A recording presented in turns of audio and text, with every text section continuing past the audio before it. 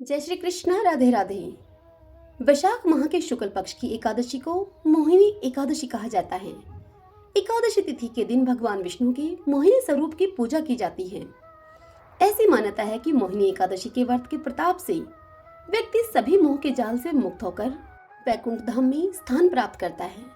यह एकादशी समस्त पाप और दुखों का नाश करने वाली तथा सौभाग्य और धन का आशीर्वाद देने वाली मानी गई है। तो आइए जानते हैं मोहिनी एकादशी 2023 में कब है, मोहिनी एकादशी का व्रत कब रखें, पूजा की विधि क्या है, मोहिनी एकादशी के पारण का समय और शुभ मुहूर्त क्या है, और अंत में जानेंगे मोहिनी एकादशी की व्रत कथा। उदय तिथि के अनुसार मोहिनी एकादशी का व्रत 1 मई को रखा जाएगा। 1 मई दिन सोमवार को सुबह 9 बजे से 10:39 तक पूजा के लिए उत्तम शुभ मुहूर्त रहने वाला है।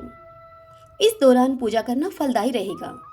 शुभ योग में पूजा करने से भगवान विष्णु की कृपा हमेशा बनी रहेगी। मोहिनी एकादशी के दिन सुबह स्नान करने के बाद भगवान विष्णु के सामने बैठकर उनके मोहिनी रूप का ध्यान करें।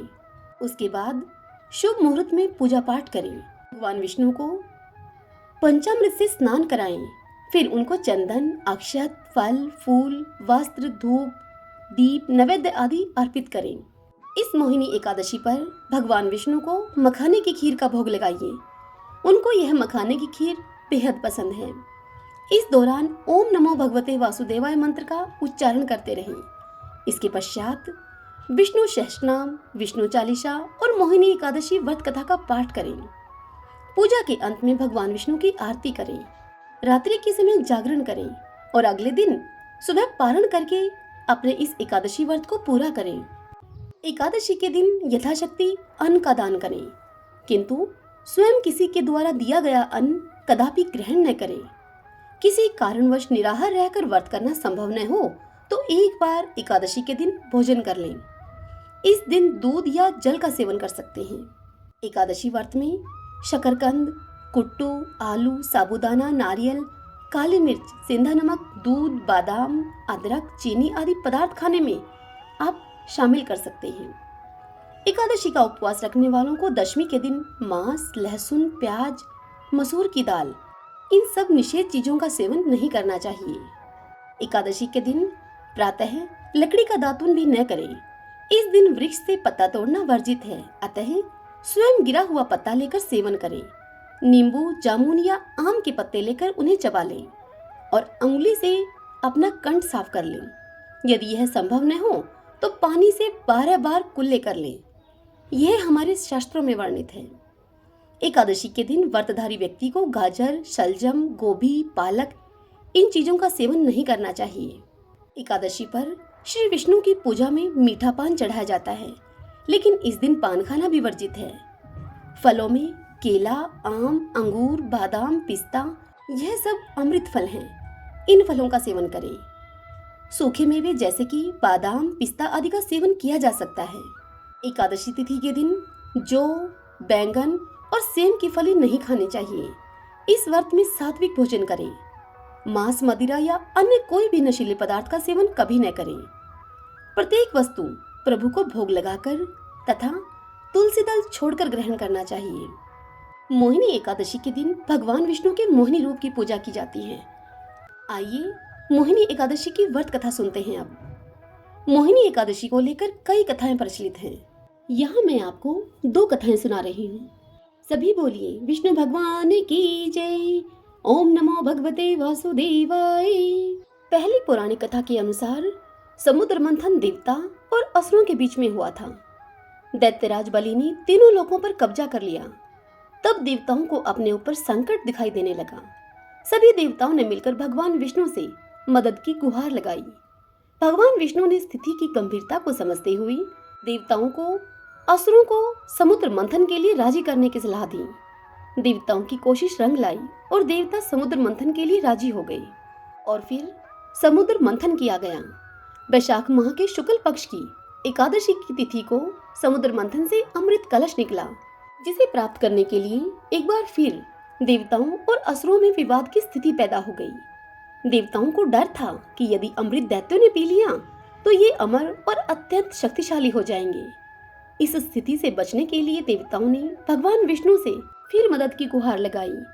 तब भगवान विष्णु ने मोहिनी का रूप लिया और राक्षसों से अमृत को बचाते हुए देवताओं को अमृत पिला दिया। इससे देवता अमर हो गए। जिस दिन भगवान विष्णु ने मोहिनी रूप लिया था उस दिन एकादशी की तिथि थी। इसीलिए वैशाख मास के शुक्ल पक्ष की एकादशी को मोहिनी एकादशी कहा जाता है। आइए अब इस मोहिनी एकादशी की दूसरी कथा सुनते हैं। कुंती पुत्र बोले कि हे मधुसूदन, आपने बरूथनी एकादशी उपवास का मुझे महात्म्य बतलाया। अब आप वैशाख माह के शुक्ल पक्ष की एकादशी उपवास की विधि, उसका नाम और उससे मिलने वाले पुण्य के बारे में बतलाइए।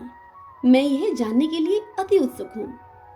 यह सुनकर मधुसूदन ने कहा कि हे कुंती पुत्र, अब मैं तुम्हें अति ही प्राचीन कथा सुनाता हूँ।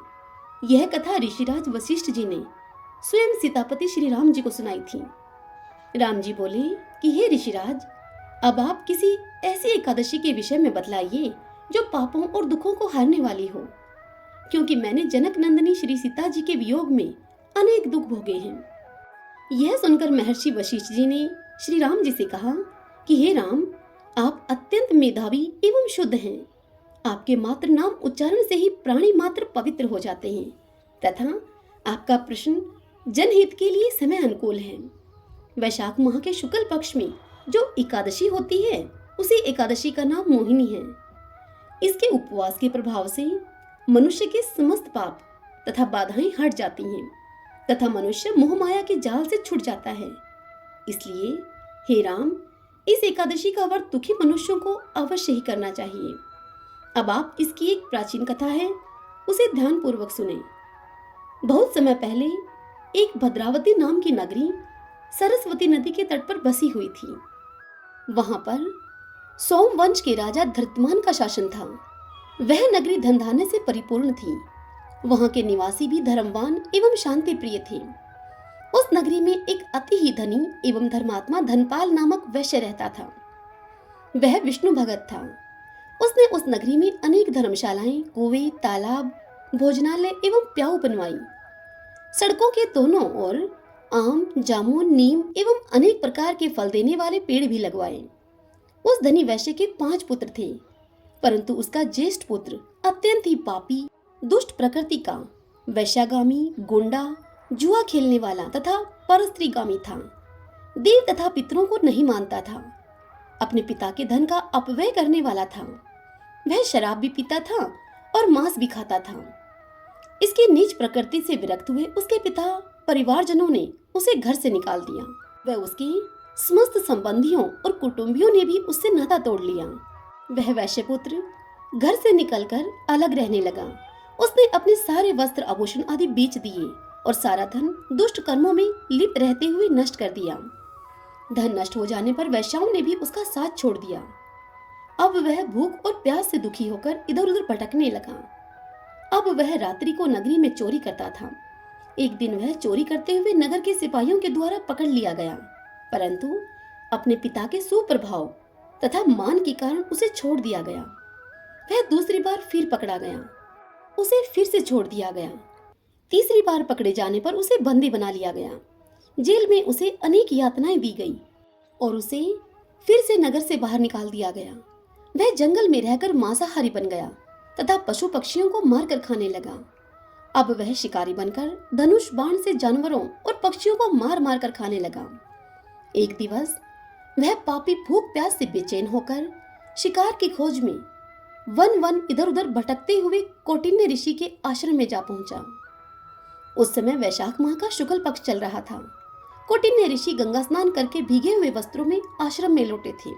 उनके भीगे हुए वस्त्रों के जल के कुछ छींटे उस दुष्ट बुद्धि वाले पापी की देह पर पड़ने से उसे कुछ चेतना अर्थात सद्बुद्धि आई।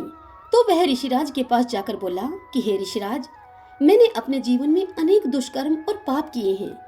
आप इनसे मेरी मुक्ति का मुझे उपाय सुझाइए, कोई मार्ग बताइए। ऐसा उपाय बतलाइए जिसमें धन की आवश्यकता न हो, क्योंकि मेरे पास धन तो है ही नहीं। इस पर कौटिन्य ऋषि ने उसे कहा कि हे पुत्र, तू ध्यान पूर्वक मेरी बात को सुन। तू वैशाख माह के शुक्ल पक्ष की एकादशी मोहिनी का उपवास रख, तो तेरे सारे पाप नष्ट हो जाएंगे। मुनि के वचनों को सुनकर वह अति ही प्रसन्न हुआ और उनकी बतलाई हुई विधि के अनुसार उसने मोहिनी एकादशी का व्रत किया। ऋषि वशिष्ठ जी बोले कि हे मर्यादा पुरुषोत्तम राम, इस प्रकार उस दुष्ट बुद्धि वाले वैश्यपुत्र के सारे पाप जलकर राख हो गए। वह अंत में वह विष्णु भगवान के वाहन गरुड़ पर चढ़कर परम धाम अर्थात विष्णु लोक को चला गया। यह व्रत मोहमाया जाल से छुटकारा दिलवाकर सदगति प्रदान करता है। इस एकादशी उपवास के पुण्य प्रभाव से जो पुण्य मिलता है वह 1000 गौदान के पुण्य के बराबर होता है। सभी बोलिए विष्णु भगवान की जय। आइए अब इस मोहिनी एकादशी व्रत के पारण का शुभ समय जान लेते हैं। मोहिनी एकादशी व्रत का पारण 2 मई 2023 को सुबह 5:40 से सुबह 8:19 तक किया जाएगा। इसके बाद व्रत पारणा का सीधा समय रात को 11:17 पर है। एकादशी का व्रत हमेशा द्वादशी के दिन संपन्न किया जाता है। हरे कृष्णा।